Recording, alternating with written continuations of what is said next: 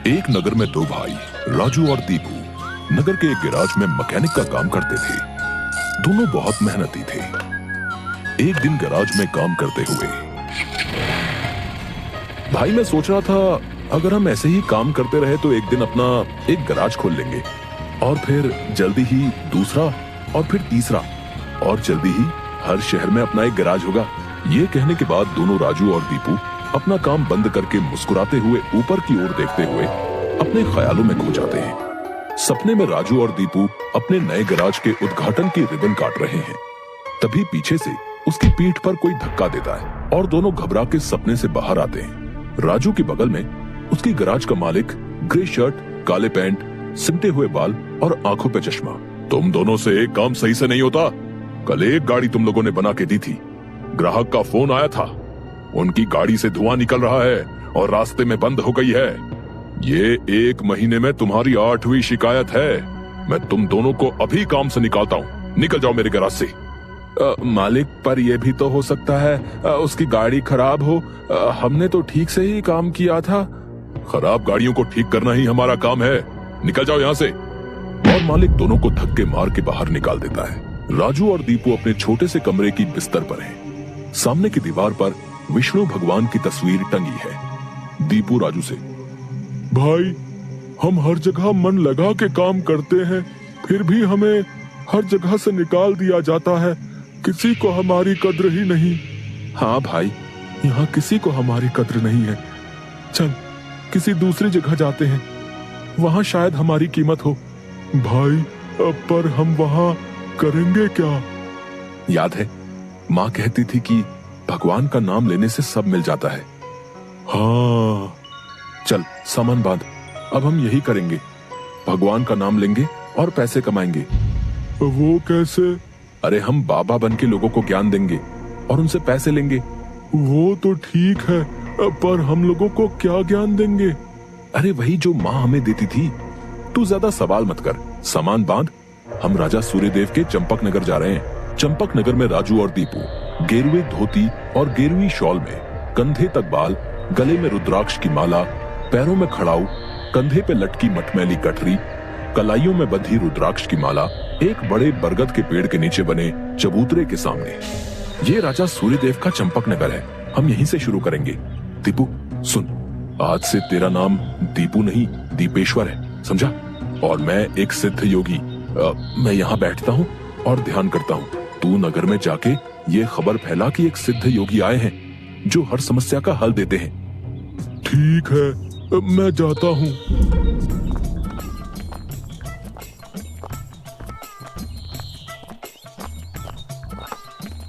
भाई हमारे सिद्ध बाबा जी के लिए कुछ दान दो।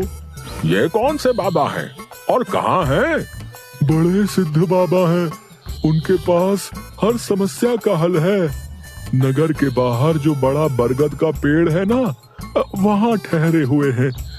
अगर तुम्हें कोई समस्या हो तो उनसे जाके मिल लो, वो तुम्हें हल जरूर बताएंगे।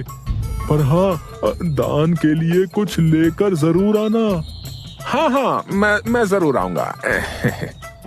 औरों को भी बता दो, पूरे नगर का भला हो जाएगा। जरूर बाबा जी, जरूर। राजू पेड़ के नीचे ध्यान में बैठा हुआ है और दीपू थैले में सामान लेके उसके पास जाता है।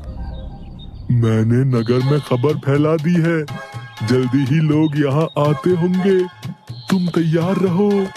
मैं तो कब से तैयार हूँ, देखते हैं क्या होता है। राजू फिर से ध्यान में बैठ जाता है। तभी नगर के लोग वहाँ आने लगते हैं और हाथ जोड़ के नीचे बैठे हैं। बाबा, हमारा काम नहीं चल रहा, कृपा करें। आप जो भी दान के लिए लाए हैं बाबा के चरणों में रखें और बाबा से गुरु मंत्र लें। दुकानदार राजू के पास पैसे रखता है और हाथ जोड़कर खड़ा हो जाता है। राजू इशारे से दुकानदार को अपने पास बुलाता है और उसके कान में कहता है, श्री राम, हर बिक्री के समय मन में ये नाम का जाप करो, बिक्री बढ़ जाएगी। याद रहे, अपना ये मंत्र किसी को नहीं बताना, अपनी पत्नी को भी नहीं। जैसी आपकी आज्ञा बाबा जी।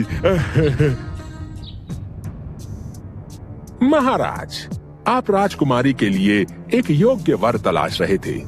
हमारे गांव में एक सिद्ध योगी आए हैं जो तेजवान हैं और राजकुमारी के लिए एकदम श्रेष्ठ हैं।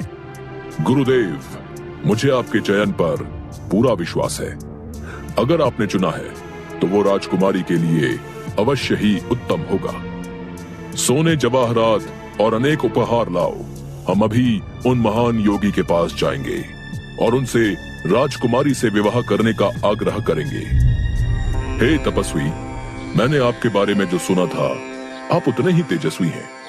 मेरा आग्रह स्वीकार करें। राजू ध्यान से आंख खोलकर राजा को देखते हुए, जी महाराज, कहिए क्या परेशानी है आपको?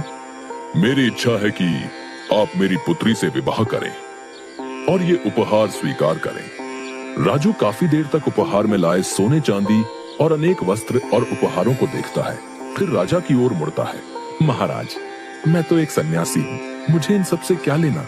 मुझे क्षमा करें, मैं आपकी बात नहीं मान सकता। दीपू चौंकते हुए राजू को देखता है। मैंने जो सुना था, आप उससे भी महान हैं। मुझे क्षमा करें यदि मैंने आपका अनादर किया हो। आप जब तक यहाँ हैं, मैं कोशिश करूंगा आपको कोई दिक्कत ना हो। और राजा सूर्यदेव को प्रणाम करके वापस चले जाते हैं। अरे राजू, ये क्या कर दिया तुमने? इतना अच्छा मौका हाथ से जाने दिया। अरे राज करते हम लोग। राज, तुम्हें ये क्या हो गया है? मैं यही सोच रहा था, लेकिन फिर मैंने सोचा कि इतने दिनों से ईश्वर का नाम लेते लेते इतना तो समझ आ गया है कि ईश्वर के नाम अमृत में ऐसा क्या है जो मीरा सारा राजसी ठाट छोड़कर वैरागन बन गई। क्यों प्रहलाद ने अपने पिता की इतनी यातनाएं सही? मुझे भी राम नाम का धन मिल गया है जिसके आगे इस दुनिया का सारा धन फीका है। मुझे ये सब नहीं पता। हम यहाँ पैसे कमाने आए थे, ना कि साधु बनने। मैं चला, मैं अकेले ही सब संभाल लूंगा। तुम्हें जो ठीक लगे करो, पर अगर किसी मुसीबत में फंस जाओ, पूरी श्रद्धा से ईश्वर का नाम लेना, तुम्हारी मुसीबत दूर हो जाएगी। तुम्हारा दिमाग खराब हो गया है। इतनी आसानी से मुसीबत दूर होती तो सभी खुश होते। राजू बस उसे देखकर मुस्कुराता है और ध्यान में बैठ जाता है। दीपू अपनी पोटली उठा के गांव में चल देता है। क्यों भाई, कैसा चल रहा है?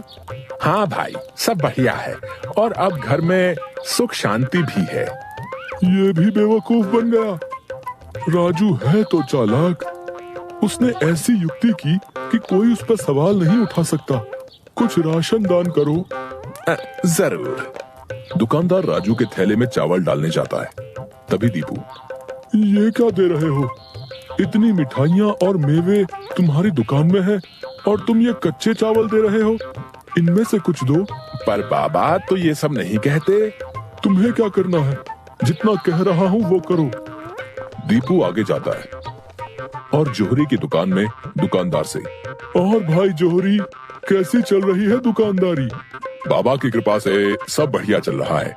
कहिए क्या सेवा करूं? बाबा के लिए कुछ दान दो।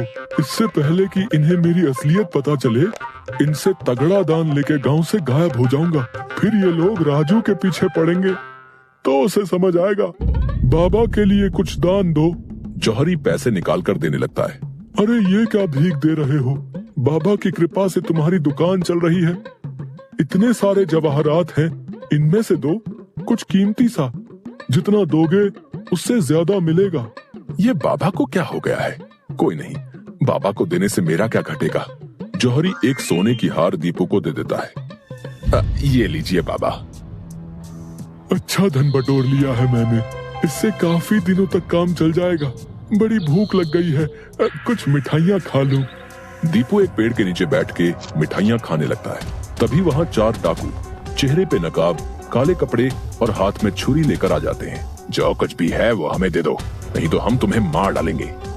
दीपू डर से अपनी पोटली उन्हें दे देता है। तभी डाकुओं के सरदार का नकाब खुल जाता है। दीपू उसे देख लेता है। अब तुझे मरना होगा क्योंकि तूने मेरा चेहरा देख लिया है। हे भगवान, ये क्या हो रहा है? कैसे बचूं इनसे? भागने की कोशिश की तो ये लोग पकड़ लेंगे। क्या करूं? तभी उसे राजू की बात याद आती है। अगर किसी मुसीबत में फंस जाओ, पूरी श्रद्धा से ईश्वर का नाम लेना, तुम्हारी मुसीबत दूर हो जाएगी। दीपू आंखें बंद कर घुटने पर बैठकर, हे नारायण मेरी रक्षा करो, हे नारायण मेरी रक्षा करो। डाकू का सरदार दीपू को उठाकर, सुन, राजा के सिपाही हमारी ओर आ रहे हैं, इसलिए तुझे छोड़ रहे हैं। अगर तूने किसी को हमारे बारे में बताने की कोशिश की तो तुझे जिंदा नहीं छोड़ेंगे। ये ले अपनी पोटली। डाकू भाग जाते हैं। दीपू सामने से सिपाहियों को आते देख मन में, हे नारायण, मुझसे भूल हुई जो मैं राजू की बात को समझ नहीं पाया। मैं राजू के पास वापस जा रहा हूँ और उसके साथ रहकर आपके ध्यान में अपना जीवन बिताऊंगा।